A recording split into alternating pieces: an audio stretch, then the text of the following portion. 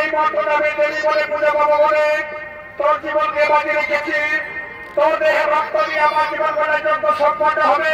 ওরে পুত্র, আমি তো কেবল করে পারবো রে। তুই বল না বাবা, আমি তো কেবল করে পারবো। আমার মনে রয়ে যাবে দোনা গো, আমার মনে রয়ে যাবে দোনা, আমার মনে রয়ে যাবে দোনা গো, আমার মনে রয়ে যাবে দোনা।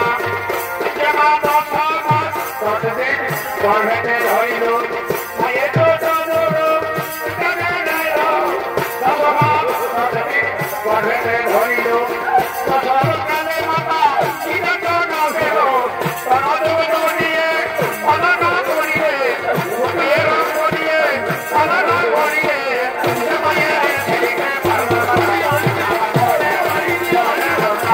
আমি কি বুদ্ধিকে বলবো।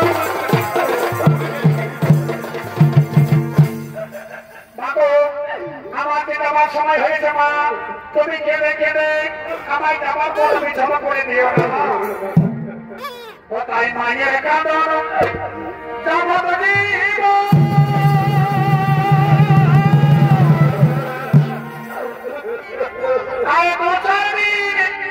ভাই বোনের কাঁদন, এই ঘরে পরিবারের কাঁদন তুই একদিন বই থাকে না। আমার গর্ভধারণী মা, জগৎ জননী মা, দুঃখের দরদি আমার জননী মা।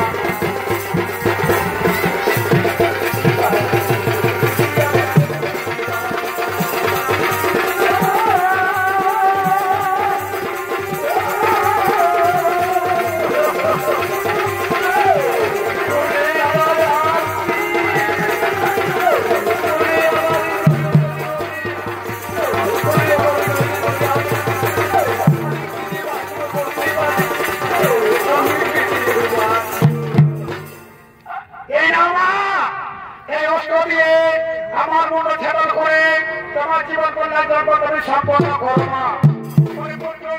কি করি বাবা, বিজ্ঞান জীবন শেষ করতে মায়ের হাতে অস্ত্র তুলে দিবি। ওরে এই পৃথিবীর নারী জাতি আমাকে কি বলবে? তবে না, রক্ত চাই রক্ত। এই তো আমার যে সন্তানকে, নিজ পুত্রকে আমি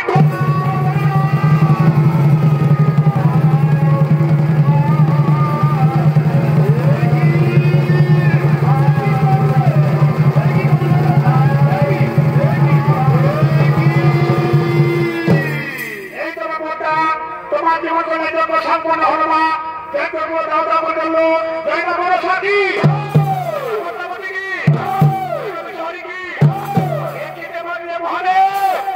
একই হতে মহাদেব যজ্ঞকুণ্ড হতে হঠাৎ করে বৃক্ষের জন্ম হলো। বড় বড় মহাদেব এই বৃক্ষের সেরা সমাজ দেবতাগণ আস্তিকের রক্ত বলে যজ্ঞকুণ্ডে, আস্তিকের রক্ত হতে জন্ম হবে বৃক্ষে। সাপের ফোড়ার মতো হলো পাতা, ত্রিনয়ন অঙ্গের কাটা, সারা অঙ্গে দুঃখে ভরা। দুগ্ধবৈশ্যবলকে রক্ত হতে এই বৃক্ষে জন্ম হলো, তাই এই বৃক্ষের নাম হলো শিরবৃক্ষ। মনসা যেদিন ভক্তের হাতে পূজা পাবে, সেই দিন এই শিরবৃক্ষ পাবে তার সঙ্গে পূজা। এই শিরবৃক্ষ ছাড়া মনসা পূজা হবে না সম্পন্ন। তাই তো সমস্ত দেবতাগণ আমরা মনসার গুণগান করতে করতে নিজে নিজে আমাদের পরিবার জয় জয়